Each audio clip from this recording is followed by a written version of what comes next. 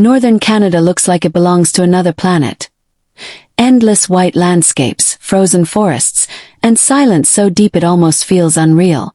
But here's the strange truth.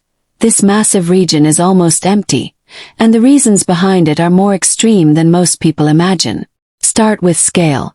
Northern Canada is part of one of the largest countries on Earth, yet almost all of its population is packed into a thin strip near the southern border. Move north even a little, and towns begin to vanish, roads disappear, and human presence becomes rare. You can travel for hours, or even days, without seeing a single settlement. Now the climate takes over. Winters here are not just cold, they are relentless. Temperatures can drop far below freezing and stay that way for months. In some areas, the sun barely rises for weeks at a time. That means long nights, limited daylight, and conditions that make survival expensive and complicated. Heating alone becomes a constant struggle, and building infrastructure in frozen ground is incredibly difficult. But it's not just the cold, it's the isolation. Huge parts of northern Canada are made of tundra, mountains, and frozen wilderness with almost no road networks. Entire communities exist like islands in a sea of ice and forest. In places like Nunavut, there are no connecting highways to the rest of the country. Supplies often arrive by plane or seasonal ice routes, making everyday life dependent on weather and timing.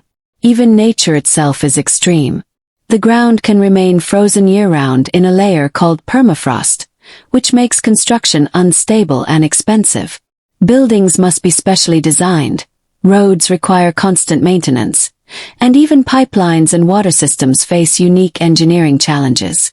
Economically, most opportunities are far away in the south, where cities are larger, industries are concentrated, and transportation is easier. The north does have valuable resources, minerals, oil, and gas, but extracting them requires massive investment and careful logistics. And yet, this emptiness is not a weakness. It is a consequence of one of the most powerful natural environments on Earth. The silence, the cold, and the isolation have preserved a landscape that feels untouched, almost ancient. So when you look at northern Canada, you're not looking at a place that people forgot. You're looking at a place that nature still dominates completely. A land where human presence is rare. Not because it's impossible to live there, but because it demands more from life than most places on Earth ever will. And maybe that's what makes it so fascinating. Because in its emptiness, northern Canada doesn't feel empty at all. It feels infinite.